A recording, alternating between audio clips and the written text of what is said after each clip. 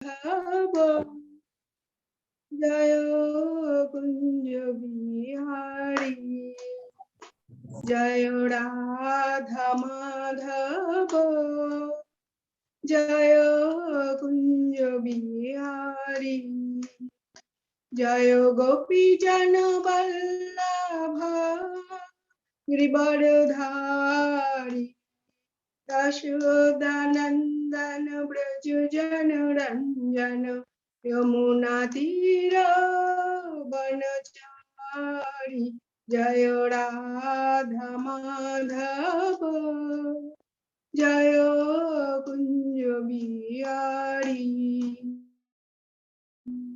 हरे कृष्ण कृष्ण कृष्ण हरे हरे हरे राम राम राम हरे हरे हरे कृष्ण कृष्ण कृष्ण हरे हरे हरे राम राम राम हरे हरे गोविंद बोलो हरि गोपाल बोलो राधा रमन हरि गोविंद बोलो जय राधा माधव राधे जय राधा केशव राधे जय राधा दामोदर राधे जय जगन्नाथ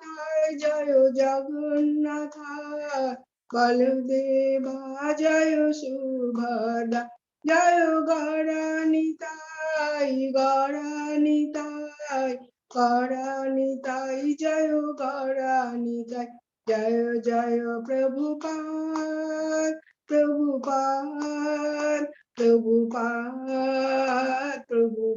जय जय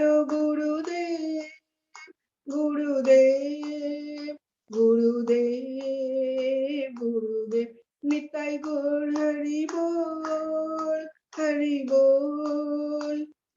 बोल हरिनाम संकीर्तन की जय श्रील प्रभुपाद की जय हरि बोल हरि हरि बोल। बहुत बहुत धन्यवाद श्याम प्रिया दंडवत प्रणाम प्रभु जी, दंडवत प्रणाम। दंडवत प्रणाम सभी भक्तों को, दंडवत प्रणाम। अभी हम लोग मंगलाचरण करते हैं, ठीक है ना।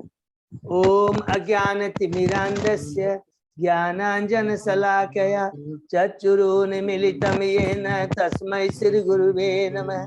श्री चैतन्य मनोभीष्टं स्थापितं येन भूतले स्वयं रूप कदा मह्यं ददाति स्वपदान्तिकं। वन्देऽहं श्री गुरु श्रीयुतपद कमलं श्री गुरु वैष्णवांच श्री रूपम साग्रजातं सहगना रघुनाथं वितं तं सजीवं स्वाद्वैतं सावभूतं परिजं सहितं कृष्ण चैतन्य देवं श्री राधा कृष्ण पादान सहगना ललिता श्री विशाखावितांत च नमो विष्णुपादाय कृष्ण पृष्ठाय भूतले श्रीमते भक्ति वेदांत स्वामिन इति नामने। नमस्ते सरस्वती देवे गौरवाणी प्रचारिणे निर्विशेषा शून्यवादी पाश्चात्य देशतारिणे वांछा कल्पतरुभ्यः कृपा सिन्धुभ्येव च पतितानां पावनेभ्यो वैष्णवेभ्यो नमो नमः। नमो महावदान्याय कृष्ण प्रेम प्रदायते कृष्णाय कृष्ण चैतन्य नामने गौरत्विषे नमः। हे कृष्ण करुणा सिंधु दीन बंधु जगतपते गोपेश गोपिका कांत राधा कांत नमस्तुते। तप्त कांचन गौरांगी राधे वृंदावनेश्वरी विश्वानुसुते देवी प्रणमामि हरिप्रिये। नीलांचल निवासाय नित्याय परमात्मने बलभद्र सुभद्रायां जगन्नाथाय ते नमः।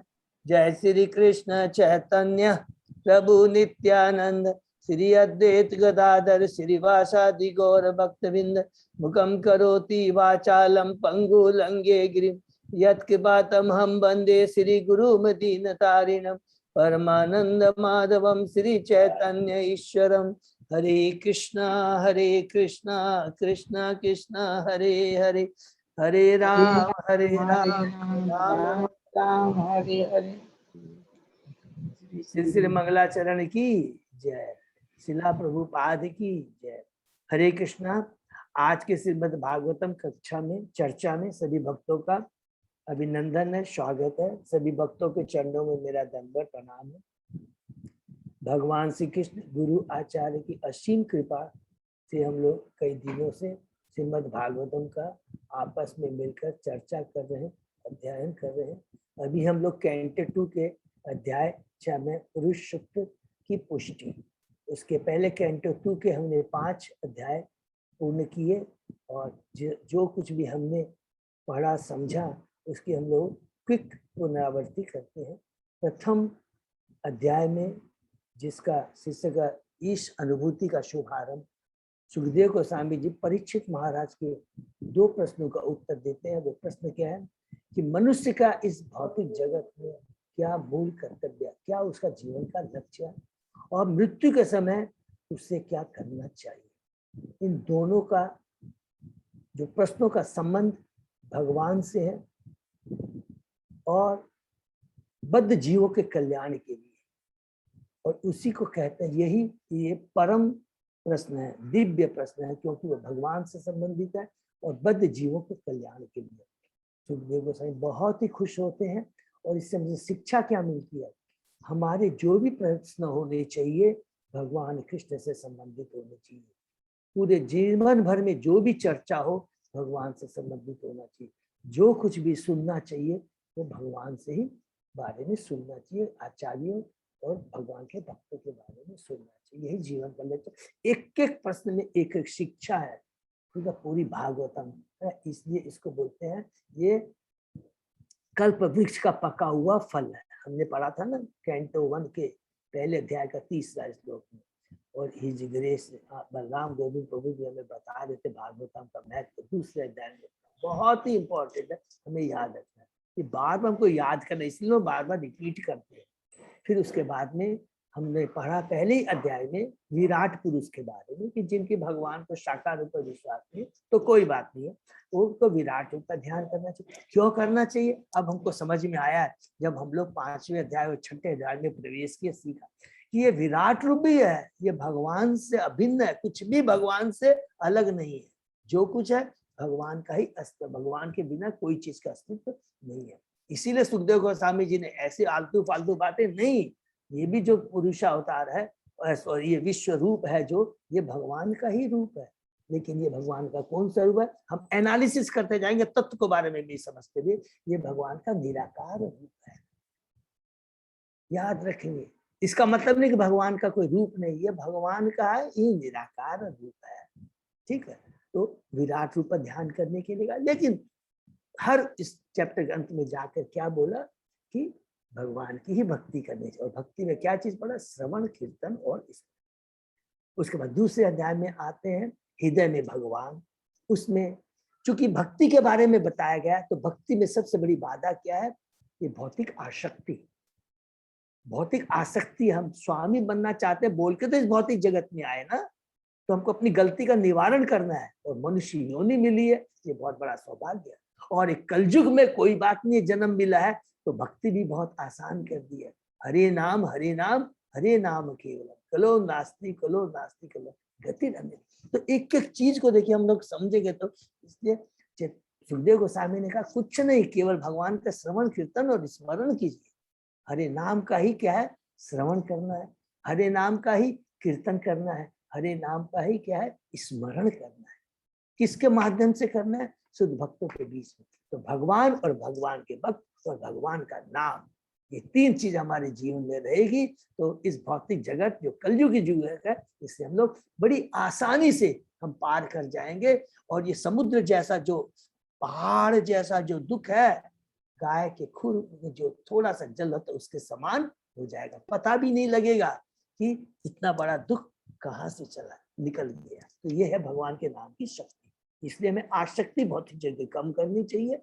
और जब हमारी विराट रूप में धीरे धीरे भगवान की भक्ति, श्रद्धा बढ़ती है भगवान के प्रति, तो भगवान के जो हृदय में परमात्मा के रूप में जो विराजमान है उनका ध्यान करना चाहिए। तो परमात्मा का हमने पढ़ा 8वें श्लोक से 12वें श्लोक तक के दूसरे अध्याय में कि भगवान क्या क्या आत्मा क्या क्या साइज है, क्या आकार है, किस प्रकार भगवान चतुर्भुज में रहते हैं और किस प्रकार भगवान क्या क्या धारण कर रहे हैं हमने सुना। लेकिन उसके बाद में कहा कि अगर किसी की भौतिक आसक्ति है कोई बात नहीं, तो उसे क्रम मुक्ति का रास्ता अपनाना चाहिए। तो क्रम मुक्ति में पढ़ने के बाद में सुखदेव गोस्वामी जो प्रभुपाद जी अपने तात्पर्य के माध्यम से कहते हैं सबको, डोंट हैव एनी अट्रैक्शन।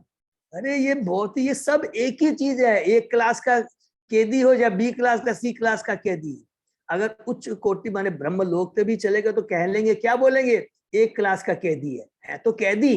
क्यों कैदी है? क्योंकि है तो भौतिक जगत में 3 गुणों से बने हुए हैं। तो हमें क्या है, इस कैद खाने से निकलना है, वो बुद्धिमानी है।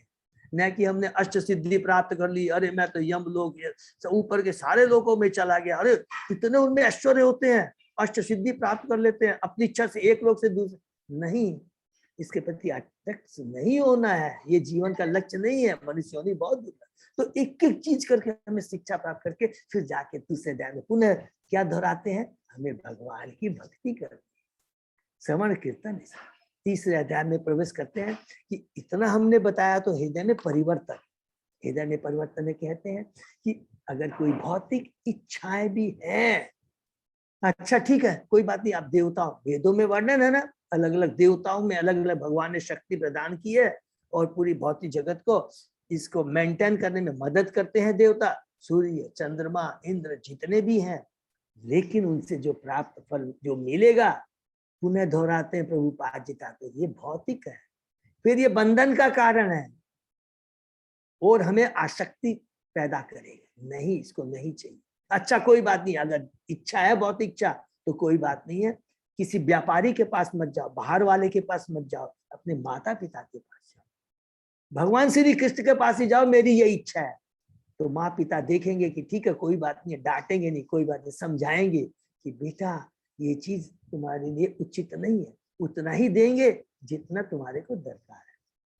और दूसरा सबसे बड़ी बात क्या करेंगे, वो इस तरह देंगे क्योंकि हम भगवान के पास जाते हैं। भगवान के पास जाने से ही ऑटोमेटिक क्या होता है, सबसे बड़ी याद रखेंगे, भगवान का दर्शन करने से, भगवान के बारे में सुनने से, भगवान के भक्तों का संग करने से सबसे बड़ा परिवर्तन जो हमने अभी तक सीखा है, जो पूरा एक सीक्रेट है, वो क्या है, स्वतः ही सारी भौतिक इच्छाएं अपने आप कम होने लगती है। कोई स्पेशल मेडिसिन की दरकार नहीं है, कोई स्पेशल कोई प्रयास करने की दरकार नहीं है, कोई स्पेशल योग्यता की दरकार नहीं। ये सीक्रेट है, ये रियल दिव्य प्रभाव है भगवान के भक्तों का संग करने का। तो इसलिए कहते हैं मेरे पास ही आओ तुम्हारी भक्ति। और इसीलिए सौनक ऋषि सुखदेव सुख गोस्वामी के सामने कितना सुंदर वर्णन करते हैं, अरे मनुष्यों ने इतनी दुर्लभ है, तो हमारे एक एक जो अंग है हमें भगवान की सेवा में लगाना चाहिए। तो सबको याद होगा कि एक एक अंग का हमने वर्णन किया। आंखें हैं, अगर भगवान के दर्शन नहीं करती है तो मोर के पंख में जो आंखें होती है बहुत सुंदर लगती है, उसकी तरह है। कान है, सर्प के सिर के बिल के समान है। जीव है, मेंढक के समान है। टर करेंगे, प्रजल्प करेंगे तो काल हमें आके ग्रस ले लेगा और पता भी नहीं लगेगा कब ये बहुत। फिर दूसरी समय क्योंकि भक्ति तो की नहीं है, फिर पुनः दूसरा जन्म किस योनि में मिलेगा हमें मालूम नहीं। हाथ पांव सारी चीजें हमें भगवान की सेवा में लगानी चाहिए। और अगर हम भगवान की सेवा करेंगे तो अवश्य हृदय में परिवर्तन आना ही आना है। हम लोग कोई डिनाई कर सकते हैं, हम लोगों ने भक्ति करें, आज सारे भक्त मिलकर करके भगवान के आशीर्वाद से तो 100% परिवर्तन आया। कम बेसी के लिए ध्यान नहीं देना है, क्योंकि प्रारब्ध भी है, कई कष्ट भी है, भौतिक कष्ट भी आते, कई तरह का चीज से कम्बिनेशन। लेकिन भक्ति की पटरी पर तो है, पटरी से नहीं उतरना है।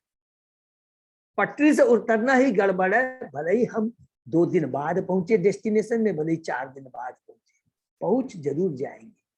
पटरी से नहीं उतरना, भक्ति से विलग नहीं होना, ये बहुत इंपॉर्टेंट है, ठीक है ना। तो ये बहुत इंपॉर्टेंट चीज है। इसलिए हमें सारी अपनी इंद्रियों को भगवान, 4थे अध्याय में आकर करके परीक्षित महाराज जी को मालूम है कि हमें तुरंत जंप नहीं करना भगवान की रासलीला में, हम नहीं कर सकते क्योंकि उसके योग्य अभी नहीं बने। पहले भगवान के ऐश्वर्य के बारे में तो समझ लो भगवान क्या है। तो इसलिए सृष्टि चक्र के में बताते हैं कि ये जो भौतिक जगत है इसके बारे में प्रश्न करते हैं सुखदेव गोस्वामी से, और ये प्रश्न भी बहुत उत्तम है, और इसीलिए सुखदेव गोस्वामी जी उत्तर देने के बदले भगवान का ग्लोरिफिकेशन करते हैं। कितना हमने पूरा पढ़ा, ग्लोरिफिकेशन कितना सुंदर है। आप 3 गुणों का अवतार, 3 गुणा अवतार के बारे में बताते हैं कि आप 3 गुणों को ग्रहण कर करके इस भौतिक जगत की सृष्टि, पालन और संहार करते हैं, और आपके ही नाम गुण रूप लीलाओं का श्रवण कीर्तन स्मरण करने से सारी भौतिक आसक्ति खत्म हो जाती है। आपके चरणों का आश्रय लेने से प्रेजेंट आसक्ति फ्यूचर सारी खत्म हो जाती है।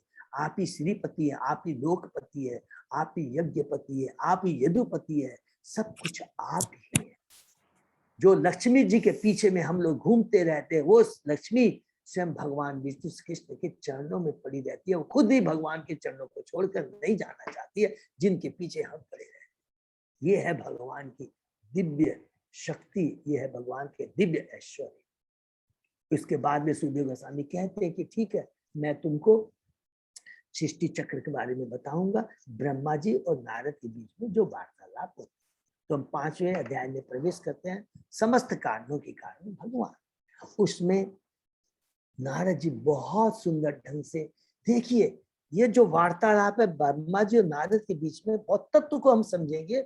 ब्रह्मा जी तो परम भक्त है भगवान के, और नारद जी हमने पढ़ा है कैंटो 1 में ही कि पहले जन्म में वो क्या थे, दासी के पुत्र थे। उसके बाद में उन्होंने वेदांतियों का श्रवण कीर्तन करके, उनका संग कर करके उनकी चेतना में परिवर्तन आ गया, और उसके बाद में नया जन्म में भगवान के शुद्ध भक्त बने, जो कि किसी भी लोक में बिना किसी रोक टोक के वो जा सकते हैं।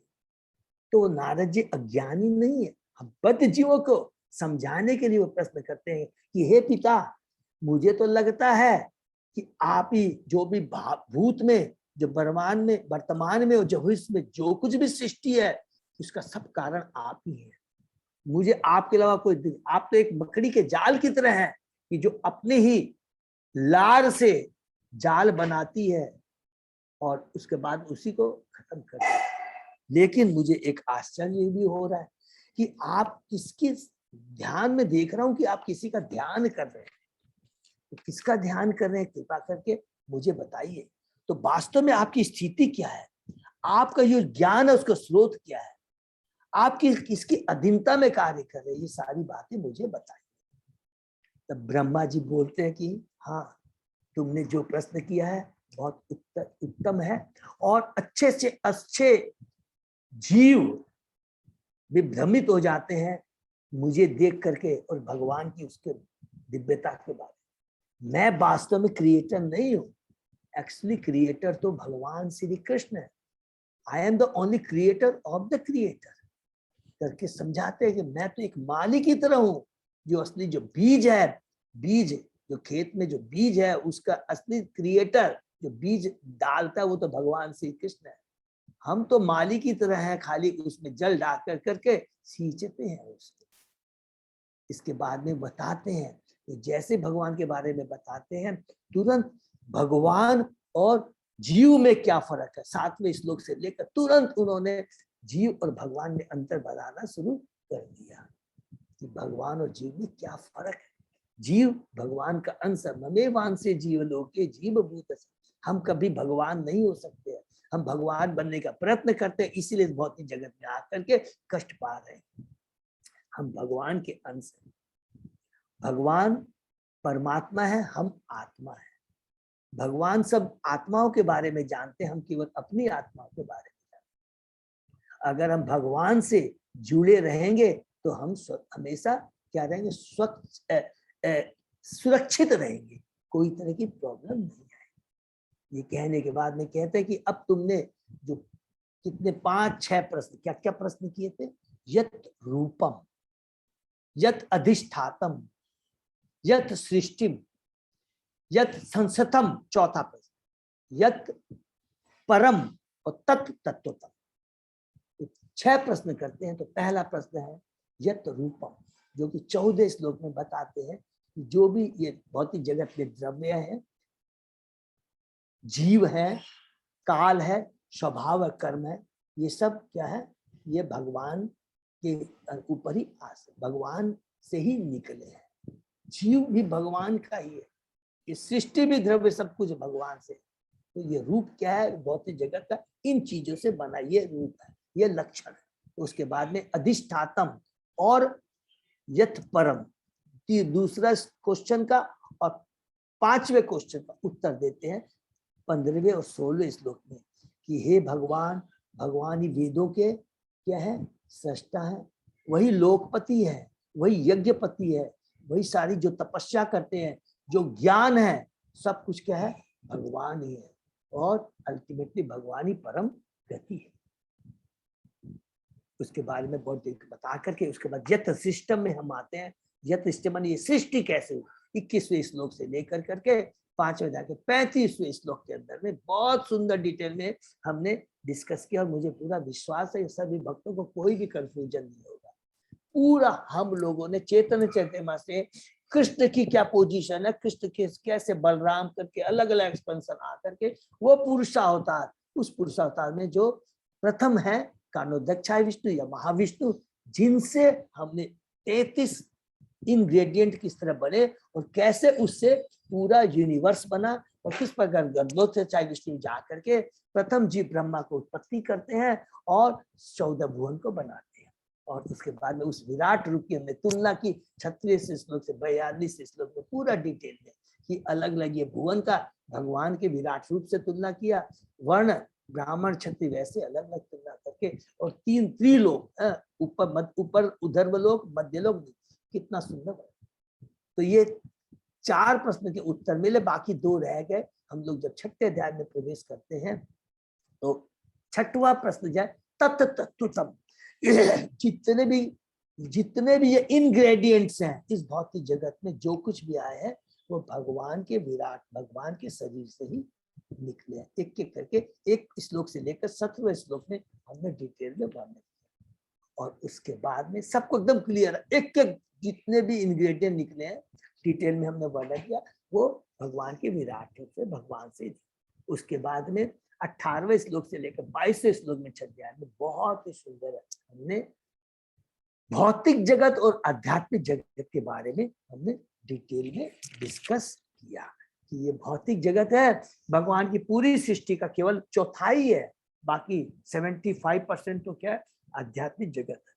तो हम लोग सोचने के लिए बाध्य हो जाते हैं कि हम लोग इस भौतिक जगत में देखते इतनी जनसंख्या है, और हम किसकी बात कर रहे हैं, आप खाली भारतवर्ष की ले लीजिए कि 125 करोड़ जनसंख्या, इतनी ज्यादा है। अरे ये तो पूरे विश्व का केवल एक है, पूरी ब्रह्मांड, ऐसे करोड़ों असंख्य ब्रह्मांड है, और वो सारा मिलाकर केवल 25% है। तो आप समझ सकते हैं।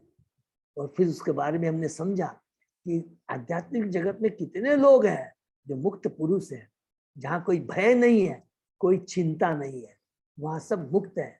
उनका एकमात्र उद्देश्य है भगवान की सेवा करना। वहां जन्म मृत्यु जरा व्याधि नहीं है, ये तो जन्म मृत्यु जरा व्याधि इस भौतिक जगत में ही है।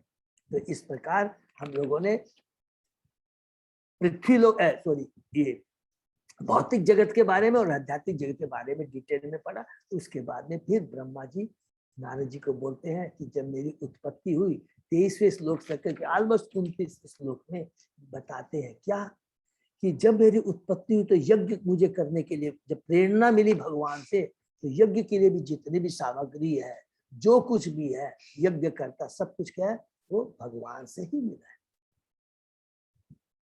तो इसके बाद में माने सारा किसके बाद तत्व तत्वों के बारे में बता रहे। उसके बाद में फिर पुनः आकर कर करके हम लोगों को बताते हैं 34 से 34 वाले के श्लोक से हम देखते हैं, बहुत इंपॉर्टेंट है, जिसमें बताते हैं कि भगवान को हम अपनी बुद्धि से, अपने प्रयास से, कोई चाहे ज्ञानी हो, जो बड़ा इकोनॉमिस्ट हो, वो भगवान को नहीं समझ सकता है। भगवान को जानने के लिए क्या चाहिए, वो जो हम लोगों ने पढ़ा था, तो कल जो हमने पढ़ा वो हम थोड़ा सा रिपीट, बहुत ही इंपॉर्टेंट है, प्लीज रिपीट हम लोग करेंगे कि कल क्या है। 34 श्लोक में नारद जी ब्रह्मा जी कहते हैं, हे नारद, चूंकि मैंने भगवान हरि के चरण कमलों को अत्यंत उत्कंठा के साथ पकड़ रखा है, अतः मैं जो कुछ कहता हूं वह कभी असत्य नहीं होता। ये बहुत पावरफुल श्लोक है। क्यों हमने रिपीट किया था कि यहाँ पर ब्रह्मा जी, व्यास देव जी रिपीट करते हैं कि ब्रह्मा जी कि अगर जो भगवान का शुद्ध भक्त परंपरा से अगर हम किसी से भगवान के बारे में सुनते हैं, वो परम सत्य होता है, उसमें जरी भी त्रुटि नहीं होती है, अगर वो परंपरा से जुड़ा होता है। और जो परंपरा से जुड़ा होता है वो समर्पित होता है भगवान को, वो कभी पाखंडी गुरु नहीं होता है। इसलिए ब्रह्मा जी कहते हैं कि मैं जो तुमको बता रहा हूँ ये परम सत्य क्यों है, क्योंकि मैंने स्वयं, मेरे भगवान से मेरी उत्पत्ति हुई है, और जो कुछ भी मैंने तुमको अभी तक कहा है एज इट इज, जो भगवान से मेरे को जो ज्ञान प्राप्त हुआ वही मैंने तुमको कहा, अपने मन से कुछ कभी भी नहीं कहा। हमको कुछ नहीं समझ में आता है तो हम सीनियर से पूछे, कोई बात नहीं है, हम सब, क्योंकि जो भी चर्चा हमें करनी है शास्त्रों से, गुरुओं से, आचार्यों से, जो भी हमने उनके लेक्चर से सुना उतना ही बोलना है। क्योंकि जितना एक ही चीज को रिपीट करेंगे उसी से प्योरिफिकेशन हो रहा है, ज्ञान नहीं है। हमको अपना प्योरिफिकेशन चाहिए। प्योरिफिकेशन केवल हरे कृष्ण कृष्ण कृष्ण हरे हरे, हरे राम राम राम हरे, इसी से पूरा प्योरिफिकेशन हो रहा है। पूरा बेस तो यही है। लेकिन हमने सुना ग्लोरिफिकेशन भी करना चाहिए ना भगवान का। तो ये जो ग्लोरिफिकेशन हो रहा है भगवान और भगवान के भक्त के, एक होता है नाम और भगवान का ग्लोरिफिकेशन, और किस वातावरण में, ये तीन चीजें हमारे संग में रहेगी तो हम भक्ति से कभी अलग नहीं। इसीलिए यहाँ पर ब्रह्मा जी बोल रहे हैं मैं जो कह रहा हूँ सत्य कह रहा हूँ, क्योंकि मैंने परम पिता भगवान से सुना और वही चीज तुम्हें बताया है नारद। तो प्रभुपाद जी कहते हैं दिव्य ज्ञान शिष्य परंपरा सारे संसार में सृष्टि के आरंभ से, अनादिकाल से शिष्य परंपरा द्वारा वितरित होता है। ये सारा ज्ञान होता है शिष्य परंपरा द्वारा वितरित होता है। वैदिक ज्ञान अच्युत है। वैदिक ज्ञान अच्युत क्यों है? क्योंकि ये भगवान के मुख से निकला है। ये हमेशा याद रखें, जो ओरिजिनल वैदिक ज्ञान है, जितने शास्त्र है वो भगवान के मुख से निकले हैं और उनमें कोई भी त्रुटि नहीं हो सकती। बाहरी दृष्टि से हमको लग सकता है अरे इसमें तो ये चीज लिखी है, लेकिन जितने भी वेदों में, जितने भी पुराण, उपनिषद, महाभारत, जितने भी हैं पुराण, याद रखेंगे इसमें लिखा है, इवन भगवत गीता में भी लिखा है, इवन जो देवताओं की पूजा के बारे में लिखा है, सबका परम लक्ष्य है केवल भगवान को जानना, न कि भौतिक जगत में फंसना। परम लक्ष्य, कारण क्या है? केवल भगवान। वर्णाश्रम धर्म का क्या नियम है, सब कुछ है, केवल परम लक्ष्य को जानना ही अल्टीमेटली उद्देश्य है। ये हमेशा याद रखिए।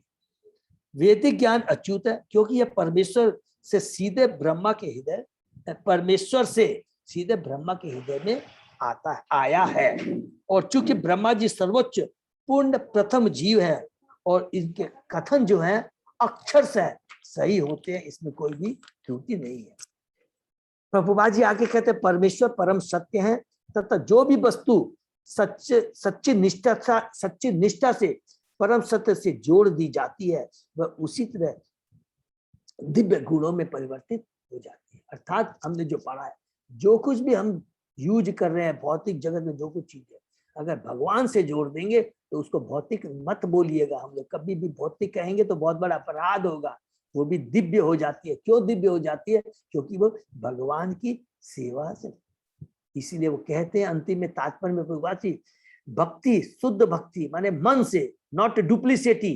भक्ति का एक क्षण बिना श्रद्धा के कितना भी हम कर ले, कई टनों तक हम भक्ति कर ले, उसकी कोई कुल। तो भक्ति हमें जो करनी है श्रद्धा से, मन से करनी है, बिना किसी कल्टामिनेशन के। ये नहीं कि अरे हमको तो बहुत सीख लिया, हमने बहुत ज्ञान कर लिया, नहीं। और मैं ये भक्ति थोड़ी भी हम करेंगे, श्रद्धा से करेंगे तो अश्रद्धा से की भक्ति के कंपैरिजन में हजार लाखों गुना ज्यादा लाभकारी है, दिव्य ज्ञान आनंद प्रदान करने वाला। उसके बाद में 35वें श्लोक में कहते हैं नारद, यद्यपि मैं वैदिक ज्ञान की शिष्य परंपरा में दक्ष महान ब्रह्मा के रूप में विख्यात और मैंने सारी तपस्याएं की है, मैं योग शक्ति और आत्म साक्षात्कार में पट्टू हूं और मुझे सादा प्रणाम करने वाले जीवों के महान प्रजापति मुझे इसी रूप में मानते हैं।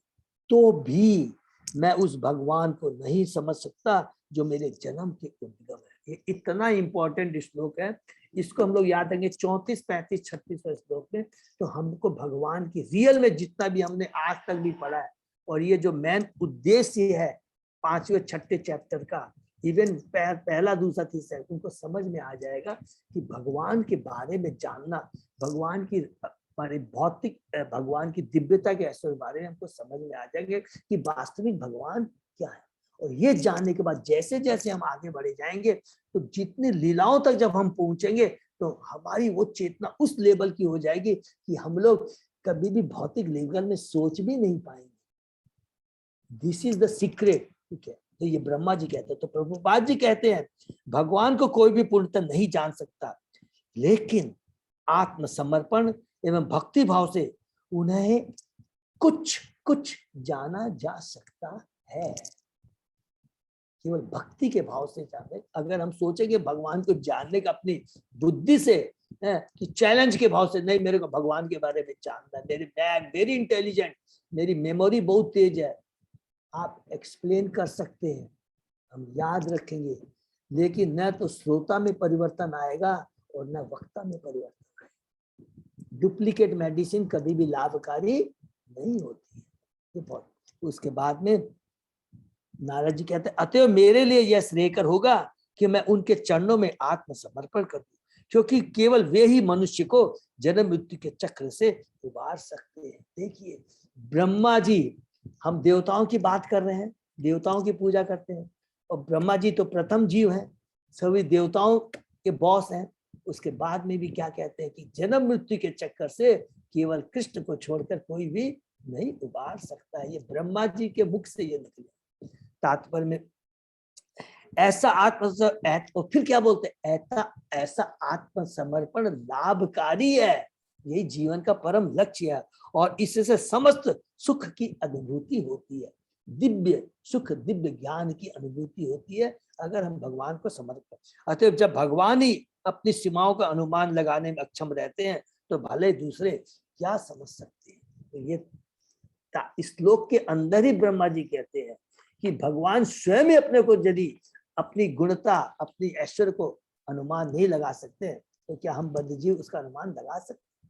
प्रभुपाद जी कहते हैं मनुष्य को चाहिए कि वह अपने इस दुर्लभ मनुष्य जीवन जो 84 लाख योनियों के बाद मिला है, आर्थिक उन्नति तथा वैज्ञानिक ज्ञान के नाम के विकास पर कृत्रिम भौतिक आवश्यकताएं न बढ़ाकर भौतिक जीवन सुख हेतु अपना समय बेकार न करें। ये प्रभुपाद जी कई बार रिपीट करती है कि मनुष्य योनि बहुत दुर्लभ है, इसको केवल भौतिक ऐश्वर्य प्राप्त करने में, भौतिक योग्यता में, भौतिक उपाधि प्राप्त करने में न लगा, बल्कि जीवन के समस्त दुखों को खत्म करने एवं दिव्य सुख एवं दिव्य धाम की प्राप्ति के लिए भगवान के चरण कमलों को ग्रहण करे, भगवान की भक्ति। आगे कहते हैं आध्यात्मिक सुख आनंदाबुद्धि वर्धनम होता है। ये हमने पढ़ा आनंदाबुद्धि वर्धनम, चैतन्य चरिता हमने शिक्षा कि ये इतना दिव्य है। इसकी दिव्य शक्ति क्या है कि जितना हम भगवान के बारे में गुणगान करेंगे, उतना भगवान का और माने हमारा माने आनंद आता रहेगा। और भगवान भी जब अपने बारे में बताते हैं, सपोज गुण के बारे में भी थोड़ा बताने जा रहे हैं, तो बताते बताते स्वतः उनके और गुण ऑटोमेटिक और बढ़ते चले जाते हैं, उसमें कभी ये रुकावट नहीं आती है। इसको हम लोग और डिटेल में जब पढ़ेंगे, जब चेतन चरितामृत में जाएंगे आदि लीला में, तो प्रभुपाद जी ने भी कल हमने पढ़ा जिसमें 4थे 5वें अध्याय में कि राधा रानी की जिस तरह भक्ति है, जो कंपटीशन है राधा रानी और कृष्ण भगवान की, किस प्रकार राधा रानी की भक्ति और बढ़ती चली जाती है, बढ़ती चली जाती है, वो कभी खत्म नहीं होती। तो ये हमने पढ़ा और आज उसके आगे हम लोग पढ़ते हैं। ओम नमो भगवते वासुदेवाय, ओम नमो भगवते वासुदेवाय, ओम नमो भगवते वासुदेवाय। नारायण नमस्कृत्य नरं चैव नरोत्तमं देवी सरस्वती व्यासं ततो जयमुदीरये। नष्टप्रायेषु अभद्रेषु नित्यं भागवत सेवया, भगवती उत्तम श्लोके भक्ति भवति नष्ट की। आराधयो भगवान ब्रजेश तनय ततधाम वृंदावनम रमया काचित उपासना व्रजवधु वर्गेण या कल्पिता। श्रीमद्भागवतम प्रमाणम अमलम प्रेमा पुमर्थो महान। श्री चैतन्य महाप्रभो मतम इदम तत् आदरो न पर। हरे कृष्णा कृष्ण कृष्ण हरे हरे, हरे राम राम राम हरे। तो आज श्लोक नंबर 37 से अजय प्रभु थैंक यू हम लोग पढ़ते। न अहम न यूयम यत ऋताम गतिम विदु वामदेव किम अपरेशुरा। मायया मोहित बुद्धय तु इदम विनिर्मितम च आत्म समम विक्षमय। जब न शिवजी न तुम और न हम आध्यात्मिक आनंद की सीमाएं निश्चित कर सकते हैं तो अन्य देवता इसे कैसे जान सकते हैं। हरि बोल। यहाँ पर देखिए बताते हैं कि हम लोग ने कि भगवान ब्रह्मा जी बिना हिचक के बोलते हैं कि न मैं न शिव जी और न तुम, तीनों भगवान के शुद्ध भक्त, नारद जी, शिव और ब्रह्मा जी, और न हम आध्यात्मिक आनंद की सीमा निश्चित कर सके हैं तो अन्य देवता इसे कैसे जान सकते हैं। चूंकि हम सभी भगवान की माया से मोहित है। इसको प्लीज अंडरलाइन कर लेंगे कि ब्रह्मा जी स्वयं कहते हैं कि मैं भी माया से मोहित हूं। भगवान एक एक लीला के अंदर में, चाहे इंद्र हो चाहे ब्रह्मा हो, ब्रह्मा का हम सबको याद है ब्रह्म विमोहन लीला, इंद्र का आपने देखा था गोवर्धन लीला। एक एक लीला के माध्यम से भगवान और भक्त मिलकर करके हम बद्ध जीवों को शिक्षा देते हैं कि ये बद्ध जीव इस भौतिक जगत में चींटी से लेकर ब्रह्मा तक 3 गुणों से बंधे हुए हैं। कोई चैलेंज नहीं कर सकता। शिव जी परम वैष्णव है, वहां पर भगवान उनको मोहिनी लीला में शंकर भगवान सरेंडर हो जाते हैं। ये भगवान की एक एक लीला के माध्यम से भगवान कहते हैं, चाहे वो ब्रह्मा जी हो, चाहे इंद्र हो, चाहे शिव हो, अलग अलग हम लोग लीला पढ़ेंगे। उसमें कहते हैं कि भगवान की जब तक भगवान की भक्ति नहीं करेंगे तो ये माया हमेशा हमें मोहित करती रहेगी। तो हम अपनी अपनी सामर्थ्य के अनुसार ही इस व्यक्त विश्व को देख सकते हैं। तात्पर्य थोड़ा पढ़ लेते हैं। हमने अनेक बार 12 चुने हुए आध्यात्मिक और 12 महाजन के नामों का हमने उल्लेख किया है। हमने सबने पढ़ा है 12 महाजन का कैंटो 1 में ही डिटेल में हमने अलग से पढ़ा था, ठीक है, जिनमें ब्रह्मा, नारद तथा शिव जी का नाम उस सूची में क्रमशः प्रथम, द्वितीय तथा तृतीय स्थान पर आते हैं। इसको अंडरलाइन कर लेंगे। जो परमेश्वर के विषय में कुछ कुछ जानते हैं, ये प्रभुपाद जी कहते हैं कुछ कुछ जानते हैं। अन्य देवता, उपदेवता, गंधर्व, चारण, विद्याधर, मनुष्य या असुर संभवतः भगवान श्री कृष्ण की शक्ति के विषय में पूरी तरह कभी नहीं जान सकते और हमें न जानने का प्रयत्न करना चाहिए। हम जैसे कलयुगी जीवों के लिए क्या इंस्ट्रक्शन है? एज इट इज इसलिए प्रभुपाद जी ने दिया हमको भगवद गीता, भागवतम, इंपॉर्टेंट साथ एज इट उनको हमको एक्सेप्ट कर लेना है, श्रवण करना है शुद्ध भक्तों के माध्यम से।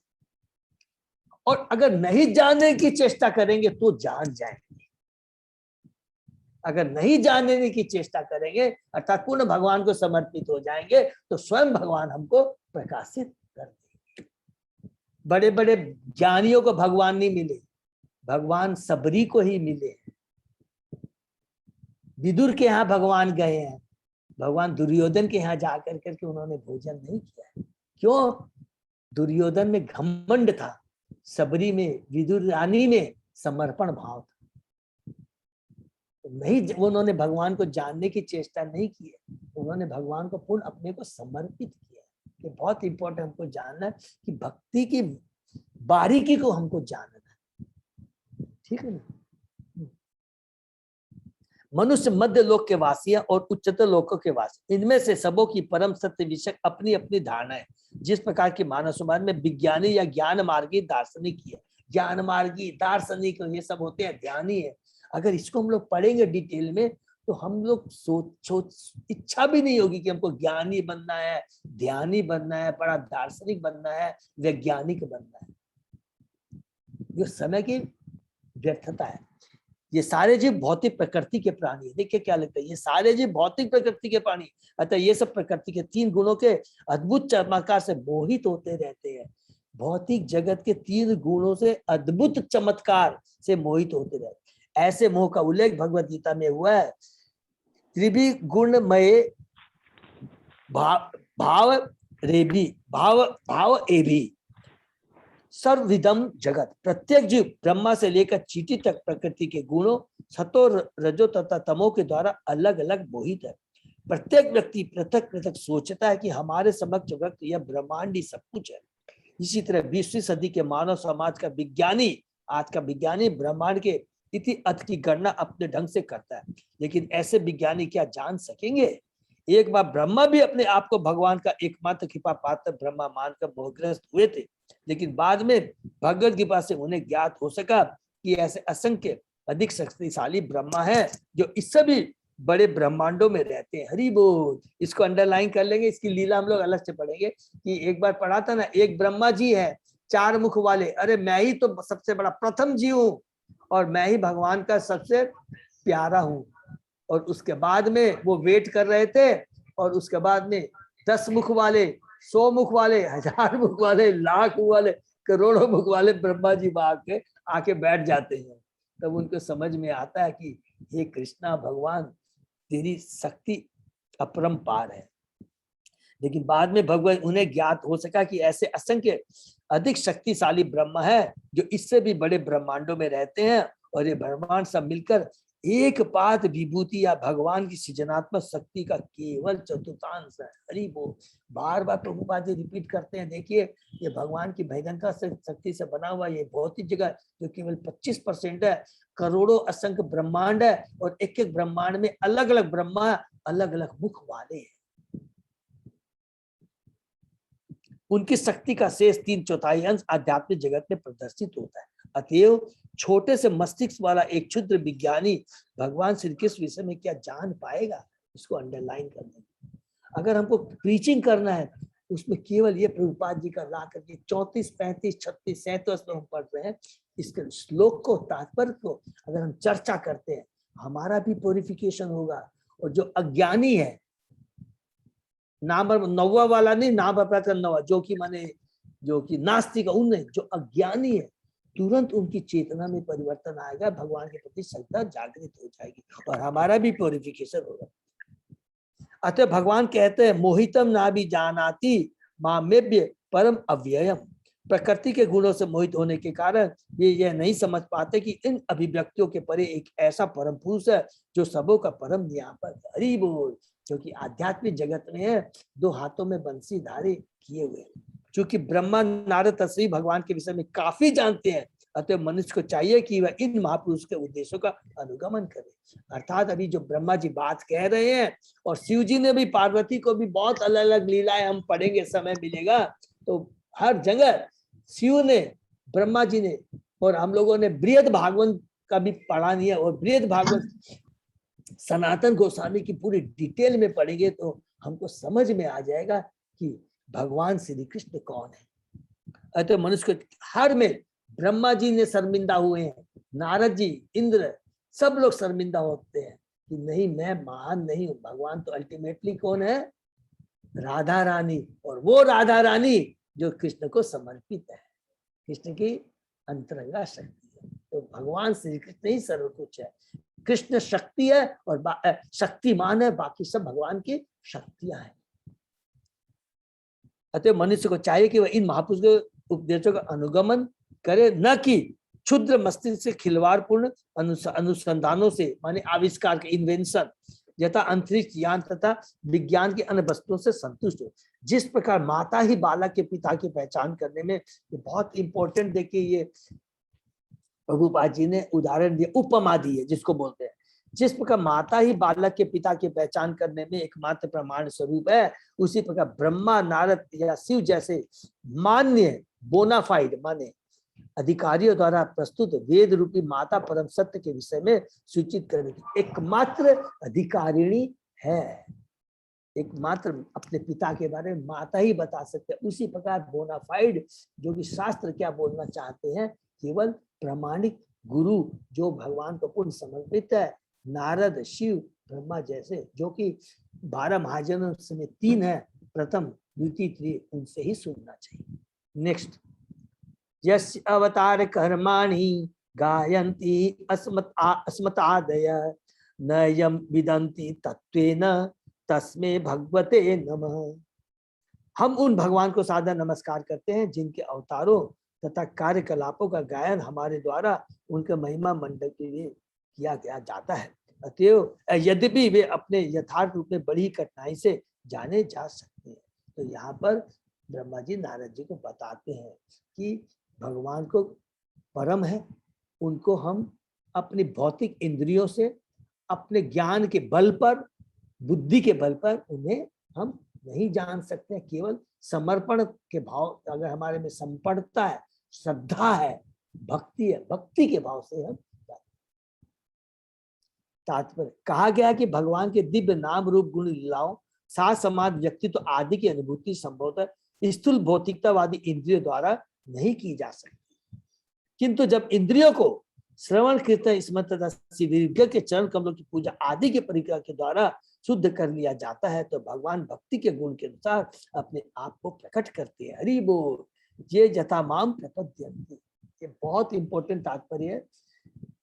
अगर हम अपनी इंद्रियों को, और वही चीज किसने कहा था, शौनक ऋषि ने सुत गोस्वामी से कहा था 3रे अध्याय में, कि ये जो इंद्रियां हैं ये यद्यपि भौतिक हैं, लेकिन अगर इनको भगवान की भक्ति में न लगाया जाए तो ये बेकार है। और जब भगवान की भक्ति में अगर हम लगा देते हैं तो हमको याद रखना चाहिए कि ये साधारण इंद्रियां नहीं है। आज हम ये सारी इंद्रियों को भगवान की सेवा में यूज करें, कानों को, अपनी जीव को भगवान का गुणगान करने में, सुनने में यूज कर रहे हैं, तो ये भौतिक इंद्रियां नहीं रह जाती है। क्योंकि दिव्य इंद्रियां जब ये दिव्य हो जाती है तो स्वतः ही भगवान हमको प्रकट करते हैं। भौतिक इंद्रियों के माध्यम से, भौतिक ज्ञान के माध्यम से, भौतिक बुद्धि के माध्यम से दिव्य भगवान को नहीं समझ सकते, उनको आध्यात्मिक बनाना पड़ेगा। और आध्यात्मिक का मतलब है सिंपली उनको भगवान की सेवा में लगा देना है। मनुष्य को भगवान से यह उम्मीद नहीं करनी चाहिए कि वे उस एजेंट की भांति है जो हमारे चाहने पर हमारे समक्ष उपस्थित हो जाएंगे। हमें उन बताए गए भक्ति कार्यों को करने के लिए सन्नद्ध रहना चाहिए जो ब्रह्मा, नारद तथा अन्य अधिकारियों की शिष्य परंपरा में हमारे पूर्व गामियों ने दिखलाए हैं। जो जो प्रामाणिक भक्ति से इंद्रिया क्रमशः शुद्ध होती जाती है, इसको थोड़ा अंडरलाइन कर लेंगे। जो जो प्रामाणिक भक्ति से इंद्रिया क्रमशः शुद्ध होती जाती है, त्यों त्यों भगवान भक्ति आध्यात्मिक प्रगति के अनुसार अपनी सत्ता का उद्घाटन करते चलते हैं। भगवान अपने को उजागर करते चलते हैं। किंतु जो भक्ति संप्रदाय में नहीं आता, वह केवल दार्शनिक अनुमानों से उनकी अनुभूति नहीं कर पाता है। ऐसे कठोर कर्मी भले ही श्रोताओं के समक्ष शब्द जाल प्रस्तुत कर दे, किंतु वह भगवान को उनके साकार रूप में कभी नहीं जान सकता। बहुत तो हम लोग बहुत बड़े बड़े ज्ञानी हमने देखा आज के, कि सबको श्लोक मुखस्त है, कहीं से भी कुछ पूछेंगे बता देंगे, नहीं, उससे नहीं होगा, उससे हृदय में परिवर्तन नहीं होता है। वो भौतिक की भौतिक इंद्रिया ही रह जाती है। जब समर्पण भाव नहीं होता है, भक्ति से, हृदय से हम यदि भगवान का गुणगान नहीं करते। भगवान ने भगवत गीता में स्पष्ट कहा है, कोई भी उन्हें केवल भक्ति से जान सकता है। भक्त्या मामी जानाति, जो हमने पिछले अभी पढ़ा था 18वें अध्याय का 55वां श्लोक। कोई भी व्यक्ति उन्हें गर्वित होकर और चुनौती देकर नहीं जान सकता, लेकिन विनीत भक्त अपने सच्चे भक्ति कार्यों से भगवान को प्रसन्न कर सकता है। इसलिए भगवान भक्त के समक्ष एक अनुपात में प्रकट होते हैं। अतः ब्रह्मा जी प्रामाणिक गुरु के रूप में सादर नमस्कार करते हैं और हमें भी श्रवण तथा कीर्तन की विधि का अनुसरण करने का उपदेश देते हैं। तो यहाँ ब्रह्मा जी क्या बोल रहे हैं नारद जी के माध्यम से, कि तुम्हें, हमें यदि भगवान को जानना है तो मैं जैसे मैंने ज्ञान प्राप्त किया है, कैसे ज्ञान प्राप्त किया है, पहले भगवान को मैंने पूर्ण समर्पित किया है। जब मेरा जन्म हुआ, मुझे कुछ समझ में नहीं आ रहा था, मैंने भगवान का ध्यान किया, भगवान ने मुझे कहा तप करो, तब उसके लिए भी जो भी हमको इंग्रेडिएंट्स लगे थे, जितने भी यज्ञ करने के जो कुछ भी लगा, वो भगवान से प्राप्त हुआ। इसलिए तुमको भगवान को समर्पित कर देना चाहिए, और अर्थात मेरा अनुसरण करो, अनुकरण नहीं अनुसरण करो। लेकिन इसी विधि से या भगवान के अवतार के कार्यकलापों की महिमा के श्रवण तथा कीर्तन से मनुष्य अपने अंतःकरण में भगवान की सत्ता का दर्शन कर सकता है। हरि बोल। इस विषय पर श्रीमद् भागवत के प्रथम स्कंद में निम्नलिखित श्लोक के प्रसंग पर हम पहले व्याख्या कर चुके हैं। अभी हम लोगों ने जो कैंटो 1 का दूसरे चैप्टर का 12वां श्लोक में यहाँ पर लिखा है, दोहराते हैं। तत्सद्धाना मुनयो ज्ञान वैराग्य युक्तया पश्यन्ति आत्मनि च आत्मानं भक्त्या सुत गृहीतया। निष्कर्ष यह है कि भगवान को किसी भी विधि से पूरी तरह नहीं जाना जा सकता, किंतु वे श्रवण कीर्तन आदि की भक्ति विधि द्वारा अंशतः देखे या अनुभव किए जा सकते। श्रवण कीर्तन और स्मरण, इसको याद रखेंगे बस, पूरा शुरू से लेकर अंत तक यही इस कलयुग के बद्ध जीवों का भक्ति प्राप्त करने का सीक्रेट है, रहस्य। नेक्स्ट, स एष आद्य पुरुषः कल्पे कल्पे सृजति अजः आत्मा आत्मनि आत्मना आत्मानं स संयक्षति पाति च। वे परम आदि भगवान श्री कृष्ण परम अवतार महाविष्णु के रूप में अपना विस्तार करके इस व्यक्त जगत की सृष्टि करते हैं, किंतु वे अजन्मा रहते हैं। अर्थात वो उनका जो जन्म है वो भौतिक जन्म नहीं है। अजन्मा का मतलब ये नहीं कि वो आते हैं, लेकिन यहाँ पर दिव्य शरीर के संग ही आते हैं। अगर आते हैं और अपनी शक्ति से ये भौतिक जगत को जो प्रकट करते हैं, उससे उनका कोई लेना देना नहीं रहता, वो हमेशा अलग ही रहते हैं। फिर भी सृष्टि उन्हीं से है, भौतिक पदार्थ तथा अभिव्यक्ति भी वे ही है। देखिए ये पूरा जो हम लोग ने पढ़ लिया है, सृष्टि भी उन्हीं से, जितने भी इंग्रेडिएंट हैं, जो कुछ भी अभिव्यक्ति है, भगवान से ही आती है। वे कुछ काल तक उनका पालन करते हैं और फिर उन्हें अपने में लीन कर देते हैं। हरि बोल।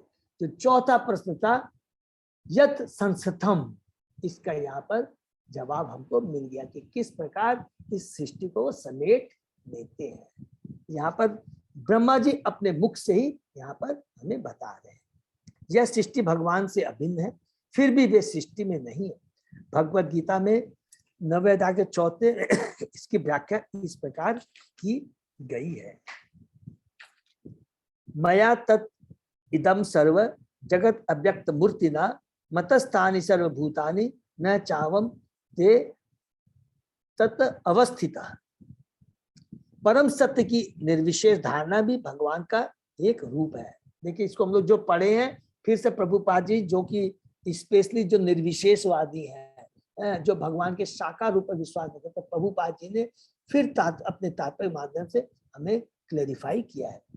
परम सत्य की निर्विशेष धारणा ही भगवान का एक रूप है, जिसे अव्यक्त मूर्ति कहते हैं। मूर्ति का अर्थ रूप, लेकिन चूंकि हमारी सीमित इंद्रियां उनके निर्विशेष स्वरूप का वर्णन नहीं कर पाती, अतः वे अव्यक्त मूर्ति है और इसी अव्यक्त रूप में सारी सृष्टि स्थित है। अथवा दूसरे शब्दों में सारी सृष्टि ही साक्षात भगवान है और यह सृष्टि उनसे अभिन्न भी है, अचिंत्य भेदाभेद। किंतु साथ ही आदि भगवान श्री कृष्ण के रूप में वे सृजित जगत से पृथक है। आदि भगवान श्री कृष्ण जो साकार रूप में है, वे सृजित जगत से पृथक है, इस भौतिक जगत से अलग है। निर्विशेषवादी भगवान के निर्विशेष रूप पर बल देते हैं, अर्थात ये जो निर्विशेष, ये ब्रह्म ज्योति या ये भगवान का ये विराट रूप है, विश्व रूप है, ये क्या है? निर्विशेष रूप है। और भगवान के आदि व्यक्तियों पर विश्वास नहीं करते, जो भगवान के साकार रूप पर विश्वास। किंतु वैष्णव जन भगवान के आदि रूप को स्वीकार करते हैं, जिनका निर्विशेष रूप अनेक स्वरूपों में से केवल एक है। भगवान की साकार तथा निर्विशेष धारणा साथ साथ पाई जाती है और भगवद गीता से भागवतम में तथा अन्य वैदिक शास्त्रों में इस तथ्य का स्पष्ट वर्णन हुआ है। यह विचार मानव बुद्धि के लिए अकल्पनीय है, अतः इसे शास्त्रों के प्रमाण के आधार पर स्वीकार कर लेना चाहिए। बार बार प्रभुपाद जी कहते हैं कि हम लोग अपनी तुच्छ बुद्धि से, वो भी कलयुगी जीव जिनकी बुद्धि अल्प है, आयु अल्प है वो कभी सोच भी नहीं सकते, केवल हमें स्वीकार कर लेना चाहिए। इसकी व्यावहारिक अनुभूति तो भक्ति की प्रकृति होने पर ही संभव है। फिर से इसको अंडरलाइन कर लेंगे। और इसकी अनुभूति हमको कैसे होगी? भक्ति प्रगति जितने होगी, माने अनुभूति का मतलब है हमारी श्रद्धा। जितनी हम भक्ति करते हैं तो हमारी श्रद्धा बढ़ती चली जाएगी। किसी मानसिक चिंता शुष्क तर्क के आधार पर नहीं, हम अपने ज्ञान दर्शन शास्त्र से नहीं समझ सकते। निर्विशेषवादी अधिकतर सूक्ष्म तर्क पर आश्रित रहते हैं, अतः वे आदि भगवान श्री कृष्ण के विषय में सदैव अंधकार में रहते हैं। उनकी कृष्ण विषय धारणा स्पष्ट नहीं हो पाती, यद्यपि यह सारे वैदिक शास्त्रों में स्पष्ट मिलती है। अल्प ज्ञान से भगवान के आदि साकार रूप का अस्तित्व समझ में नहीं आ सकता, क्योंकि भगवान का सभी वस्तु में विस्तार है। यह अपूर्णता निरुदाधिक इस भौतिक धारणा के कारण है कि जो वस्तु अपने अंशों में वितरित हो जाती है वह अपने आदि रूप में विद्यमान नहीं रह सकती। आदि भगवान गोविंद महाविष्णु अवतार के रूप में अपना विस्तार करते हैं। सबको क्लियर है? महाविष्णु जो कि महासंकर्षण से महाविष्णु का एक्सपांशन होता है, और वही महाविष्णु से ये भौतिक जगत कांडोदक्षाय विष्णु, गर्भोदक्षाय विष्णु, क्षीरोदक्षाय विष्णु से ये पूरी सृष्टि, जिसको हम लोग पुरुषावतार बोलते हैं, ये सृष्टि होती है। अपना विस्तार करते हैं और अपने द्वारा उत्पन्न किए गए कारणाणों में विश्राम करते हैं। ब्रह्म संहिता में इसकी पुष्टि इस प्रकार है। यह कारणाव बजले जले भजति स्म योग निद्रा अनंत जगदंड रोमकूप आधार शक्ति अवलंब्य पराम स्वमूर्तिम गोविंदम आदि पुरुषम तमहम भजामि। ब्रह्म सीता ब्रह्मा जी कहते हैं, मैं आदि भगवान गोविंद की पूजा करता हूँ, जो महाविष्णु के पूर्णांश में कांडोदक्षा में शयन करते हैं और जिनके दिव्य शरीर के रोम कूपों से सारे ब्रह्मांड उत्पन्न होते हैं, जो बीज के रूप में रहते हैं, जो कि प्रधान जिसको बोलते हैं हमने कहा था, और जो दीर्घ काल तक योग निद्रा धारण किए रहते हैं। और जब ये सृष्टि खत्म हो जाती है तो पुनः वो सारे उसके अंदर में विलीन हो जाते हैं। अतः महाविष्णु इस सृष्टि के प्रथम अवतार है, माने पुरुषावतार में वो प्रथम महाविष्णु प्रथम है, दूसरा गर्भोदक्षाय विष्णु और तीसरा क्षीरोदक्षाय विष्णु, और उन्हीं से सारे ब्रह्मांड उत्पन्न होते हैं तथा एक एक करके सारी भौतिक अभिव्यक्ता उत्पन्न होती है। कारणों की उत्पत्ति भगवान द्वारा महत्व के रूप में की जाती है, जो आध्यात्मिक आकाश में बादल के रूप में होता है, और उनकी विभिन्न अभिव्यक्तियां केवल एक है। आध्यात्मिक आकाश उनकी व्यक्तिगत किरणों का विस्तार है और वह महत्व बादल भी है।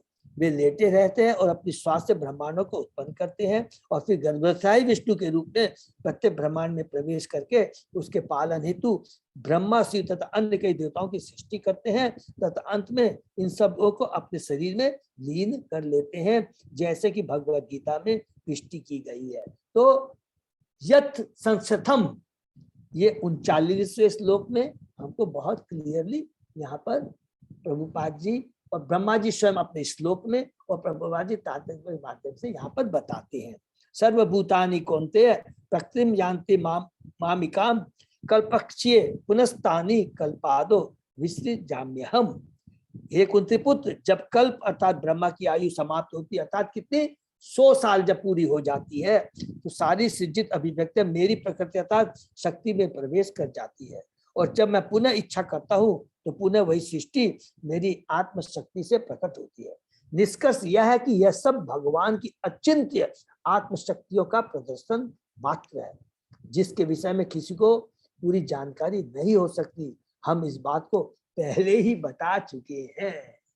हरि बोल। तो यहाँ पर हम लोग विराम देते हैं। पूरे जितने भी 6 प्रश्न का पूरा उत्तर हमको मिल गया है, और स्पेशली हम लोग ने 34वें श्लोक से लेकर करके 39 श्लोक बहुत ही पावरफुल, जिसमें ब्रह्मा जी ने पूरी सृष्टि के बारे में बताया नारद जी को, और जाकर के कहां पर समाप्ति की है कि जो कुछ भी है कृष्ण ही है। I am the only रिक्रिएटर,